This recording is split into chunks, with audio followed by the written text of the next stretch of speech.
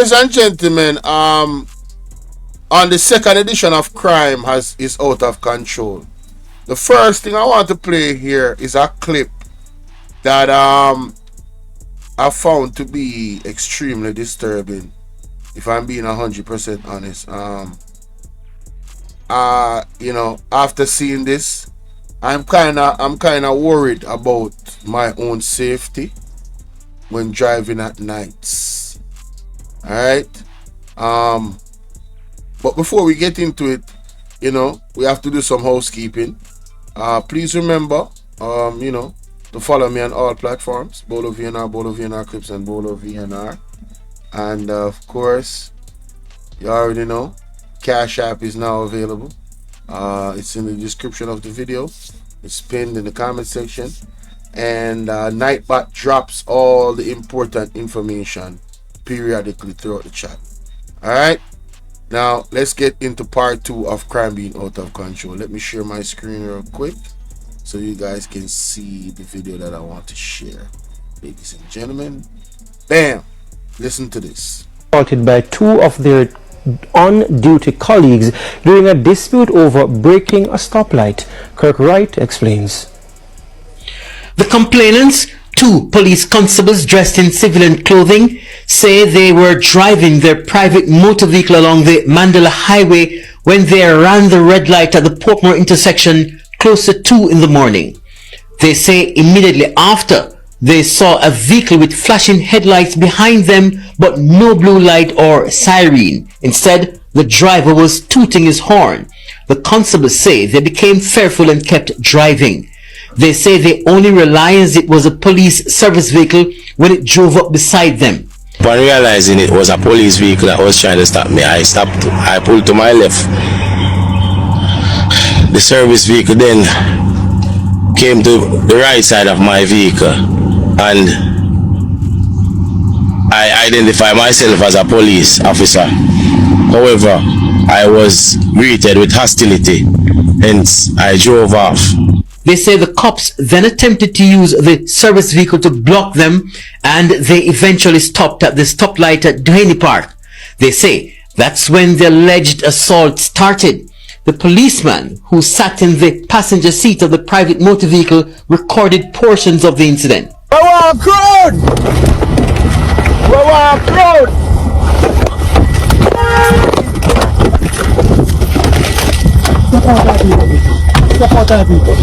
You know what instructions right here? Big money. Support our vehicle, chief. Give me a hand. Say money man tap me dad. Step Big man. Me man to something man. Me not fight no now in dad. As a police dad. Make sure you have your liar, money. Murder! One of the complainants said at the time the cops were heard demanding that he step out of the vehicle, he did, but went back inside the vehicle because he was allegedly being attacked by them. Step out of the vehicle. The man start fleeing and lick. Pay a box and kill me head. I thought about who you know me. You know me. I pay a box and kill me head. I thought about police to be able to say calm me. A police man start fleeing and lick for me. So hold on. How's one time me touch you know? Look at my jacket. Look at my jacket here. Look what time me touch Uno. Make my jacket look so. Up to now, I put up my hand to none of brother. I'm saying a police, my identify yourself, a police. All of a sudden, I see ID. And then I tell me why I drive so. I get up, I run, I do nothing. You run, come down with the gun pipe, and because all police, we step out of the police. The man start feeling and lick for me. The two complainants say while they were being assaulted by the officers, they were armed. The complainant who was driving said when the cops approached his car, he too was assaulted. And one of them opened my door. He hit me in the chest and he handcuffed me on my right hand and instructed me to come out of the vehicle. Being fearful, I was there telling him that I am a police officer. However, he did not want to hear that. So I was there wondering now if this is actually a police officer or a hoodlum in police clothes. Now close to 2 a.m. on the wee hours of Boxing Day, I was driving along Washington Boulevard, and on reaching the vicinity of Duhaney Park stoplight, a man in plain clothes beckoned to me that he was being abused by police officers in uniform. I slowed down to inquire what was happening, and following that, I got an instruction by the police officers in uniform that I should move and keep moving, to which I did. Before the alleged assault, the men say an argument ensued over whether they disobeyed the stoplight and the police's command to stop. At 2 o'clock in the night, I threw away. We not going to stop a stoplight. We never stand where people want to see a walk. You pull up beside the police and we pull over. We are saying, I pay a little start to the car. We pull up beside of it. As you know the light, the first thing when we are stopping it, I don't know, you're not stop. Who said that? What do you mean who says so? The driver says so. And then it's speed up. Don't tell me nothing, you know. Don't tell me nothing. We say on the toot. If you win them wind up, we are toot. So you see this driver you pull over? So on the pass, on the pull over, on the stop. Pull over which part? You pull over and don't say don't do any part. The complainants say they have since given a statement to iProbe and will be making a report to Indicom. Kirk Wright, TVJ News. So, Mr. Blake, Mr. Dr. Blake, looking at this report right here, you can appreciate By 2 of the you can appreciate that we the Jamaican people don't trust the police, because the police don't trust the police. This is what we're looking at right here. The police don't trust the police. The man said he was wondering if it's some hoodlums in jacket, in suit. Him like, wait a minute, is this the police? Nora Wagwan. Right? So you have, now I said this before and I'll say it again. One, me not stop at no stoplight at 2 a.m. in the morning in certain places. Not doing it. Especially if it's not well lit. Me don't know, people can come from anywhere in a corner, put gun by you, next thing you know you're in a problem. So it is not the practice of people that drive late at night to stop at any stoplight. So I think the police can appreciate that, because you're not doing it. If you're in our uniform, no for not do it. And if you're in our regular clothes and a drive, you're not stopping at no stoplight 2 a.m. in the morning. You are not doing it. Right? So this situation could have been handled differently. But this is now another reason why crime is where it's at. Why are these police officers behaving in the way they did in this clip? Right?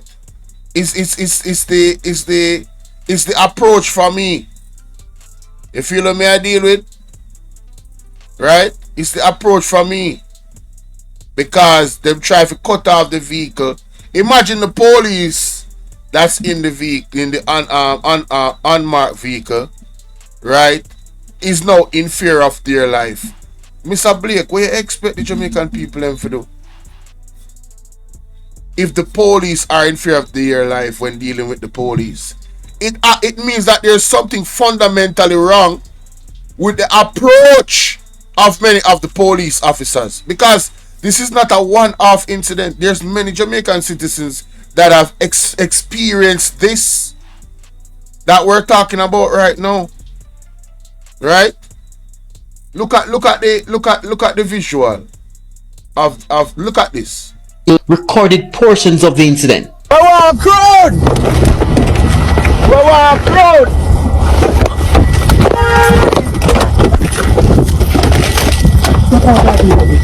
Support our people. You know much instructions right here. Big money. You know, so this could have been fatal. The situation could have been fatal, you know. Either the ones that were there in the car could have gotten shot, or the ones that were there in the police vehicle could have been shot. Because the ones in the regular vehicle, unmarked vehicle with no uniform, them said they not even did realize it's a police vehicle, you know. But I'm just going off what they said. They did not realize it was a police vehicle. Now, in not realizing a police vehicle and you wanting to protect yourself, this could have gotten extremely uglier than it actually went down. And we're only thanking God that it didn't happen this way. And I go back to what I said earlier. Is this a situation where Mr. Peter Chambers' prophecy is being fulfilled? where he said that in the territory of the JCF, right, that is connected to Andrew Ones, there is going to be confusion among them, right? Could this be that situation? But I digress. I'm not going to go any further into that because I already did a video on it extensively. I just wanted to add to that to get to my other points, of course, ladies and gentlemen. All right, let me see. No.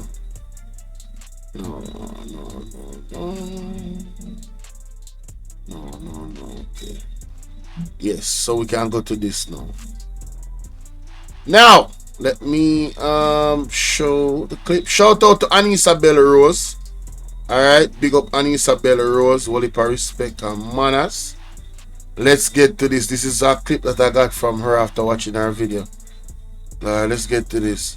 Then, but my people, listen to this. We have had several significant achievements in the 2024 chapter. Notably, the strategy of long-term investments in equipment, personnel, intelligence, and leadership in our security forces is paying off handsomely. Serious crimes are down approximately 14%, and murders are down approximately 18%. The Jamaican people, you have a thing called the eye test. You don't feel safer? You don't feel, I don't know, crime, you don't really believe, say, major crime down 14%? You don't really believe that? I'm just asking. I want to hear from you guys in the comment section. But let's continue. The second consecutive year of reduction. Let me pick you up on the crime issue. You said that crime is going up. The police are reporting a 19% decline in murders and an all-round decline in major crimes. They've said that almost 260 fewer people were murdered in 2024 relative to 2023. George, and I want to quote the statistics, George, but I did not say crime is going up. I said crime is out of control. It's a totally different thing. Hold on. Right. So that's where we're going. But hold on. If you say crime is out of control, and that is indeed what you said, and that is where I pivoted from. When you say crime is out of control, I'm saying to you as the counterpunch to say, well, okay, reconcile your state. There's no counterpunch. There's no counterpunch to the fact that crime is out of control. There's no argument to go against that crime is out of control. Because it is out of control. Because if it wasn't, you guys would have controlled it. And you guys cannot control it because you don't have the right strategies in place to do so. And because a corrupt government cannot liberate the people. If the head of the stream is corrupt, the entire river will be also. You hear that? Because if the head of the stream is corrupt, the entire river will be also. That is the real problem in Jamaica. The head of the stream is corrupt. Right up at the top of the top. Even beyond the Prime Minister. Head of the stream is corrupt. So I expect the river to be clean. Right? Let's continue. Statement that crime is out of control when the police are reporting that all major crimes are down and murder, the big one, is down 19%. That's my point to you.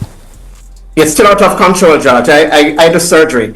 If somebody is hemorrhaging and losing, for example, let me say 500 mils of blood every 10 minutes, and I cut it down to 200 mils, they're still bleeding, they're still hemorrhaging. Is that under control? Yeah. Hey, I love that analogy, and that's where the eater comes in. It's over. It's over. Emotional damage. It is absolutely over, ladies and gentlemen. There's nothing more to talk about, right? So, Jamaica was hemorrhaging at 100 with 100 milliliters of blood. In terms of crime, as the example he gave me to surgery, 100 milliliters of blood every 5 minutes was being lost by the patient. And what they have done is, Wagwan Carmen, what they have done is said to us, you know, it's now hemorrhaging at 82%. 82 milliliters of blood every 5 minutes. Sir, ma'am, we're still bleeding. It is out of control. When you control it is when it stops hemorrhaging. So do you understand now, sir, the concept of crime is out of control? It is that simple. What you're doing is try to compare last year to this year. It does not work that way. Crime is still out of control. And the type of crimes too is like, it's a game, it's a movie. It's not under control, George. Yeah, but hold on. Why is he saying but shut up? Shut up. Concede. There's nothing else to talk about. I take the point, of course. Over 1,000 people a year, George. Yes, I take the point. I take the point. But we're in a situation, and again, I'm just using the numbers to ask you to. That is the problem with this world. You guys have gone to too much analytics to measure things. You don't use your eye test. You don't use. You guys are so out of touch with the reality because of statistics. The Prime Minister told us that we could sleep with our doors open. Who is sleeping with their doors open? Where? In what community? On what part of Jamaica? I must say Prime Minister alone live where him have police guard. Yeah? I must that. Alright, if Jamaica is so safe, tell the Prime Minister to walk out without police detail. He can afford it. The rest of the citizens can. I wonder if that's why you guys are out of touch with the reality. I wonder if that is why the Prime Minister and these government officials are totally out of touch with reality when it comes to crime in Jamaica.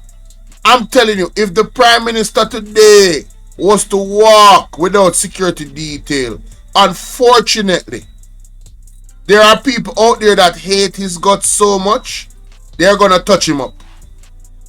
They are going to physically touch him up. How they're going to do it, I don't know. But I'm telling you, the way how Jamaica is feeling about this Prime Minister right now, he would never, ever walk around without a security detail. Him no fool. He's not an idiot. No idiot play chess. Alright? He's not a fool. So cut the malarkey. Crime is out of control in Jamaica. Because at the end of the day, the people have to come. You see, we are trying to operate without God enough. Right? And this is where the problem lies. We feel like we can't achieve these types of things without the help of the Most High. And God should be at the center of it.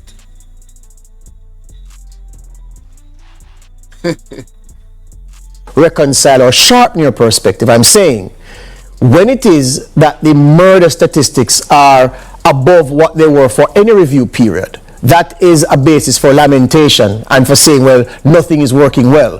When major crimes are higher than they were for any review period, we do the same thing. So I'm just saying that given that the police have said that these things are going down, they would say that it is proof that our management is beginning to yield some results. But you're still saying that you don't feel safe and the thing is still out of control. Is that what you're saying? I don't feel safe, George. I don't feel safe, no. Do you feel safe? The person that asked the question, you feel safe? I don't know his name. I don't really care to know either, because every clip I've seen of this dude is just ridiculous. Honestly, I'm talking about, man. Talk about a bootlicker for Andrew Honest and the JLP. But nothing. Call a spade a damn spade, man. Nobody. Listen, I'm gonna call some people randomly, and I'm gonna ask them if they live in Jamaica and if they feel safe. Watch me. When I'm done with this, watch me. I don't. And if you want to talk about crime, let's talk about crime and the government. Before the prime minister was elected, he said that if you were to become the prime minister, we'd be able to sleep with our windows and doors open. November 2015 in Hanover, Yeah, I know that's so hard. It's you know, it's a strange thing to say, but it suggests that you. It's a strange thing to say. Listen to this man. This man is this brother right here that's talking. It's just logics that he's saying. Listen to this. Become the prime minister, we'd be able to sleep with our windows and doors open. November 2015 in Hanover, Yeah, I know that's so hard. It's you know, it's a strange thing to say, but it suggests that you probably have some type of crime plan in mind. And when this crime out of control now, or the rate very high, he made a comment that it is PNPism that is causing this. And I have a problem with that, George, because you see, if you're a leader, you have to take responsibility for things that happen under your watch. Got him! Emotional damage! Got him! All lies! Got him! Floyd Shaw, what up? Got him! I'ma play that back. It's you know, it's a, and he said that if you were to become the prime minister. I don't feel safe, George. I don't feel safe. No, I don't. And if you want to talk about crime, let's talk about crime and the government. Before the prime minister was elected, he said that if you were to become the prime minister, we'd be able to sleep with our windows and doors open. November 2015 in Hanover, Yeah, I know that's so hard. It's you know, it's a strange thing to say, but it suggests that you probably have some type of crime plan in mind. And when this crime out of control now, or the rate very high, he made a comment that it is PNPism that is causing this. And I have a problem with that, George, because you see, if you're a leader, you have to take responsibility for things that happen under your watch. You don't go and blame the other side. The PNP, of course, they have contributed to it. Both parties have contributed to it. But don't make a promise, you don't fulfill your promise, and then you blame the other side. I have an issue with that, and that's where the arrogance comes in, George. I have a problem with that. Come on, man. Come on, man. Yes, sir. The arrogance. The arrogance. The arrogance. Crime is out of control. It's the arrogance for me. Right?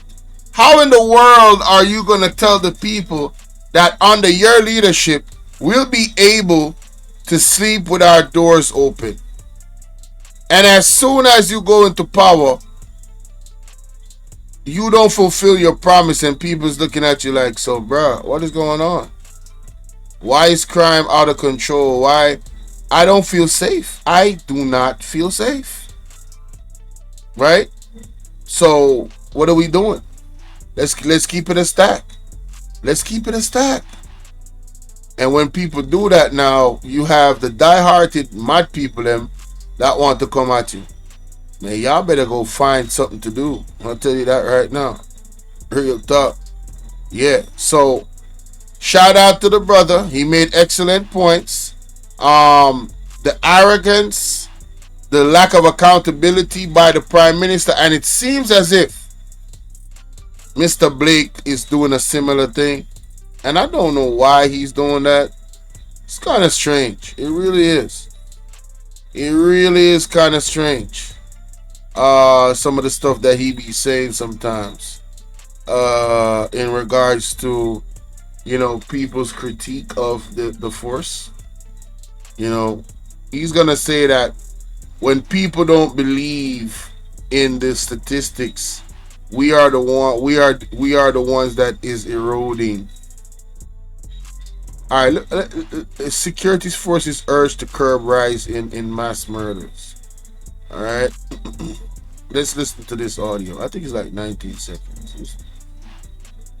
These mass killings that started last year, and I think they will have to contain, because if they don't contain it, people are going to feel that they're not safe in their communities, and that can affect any government's chance of re-election.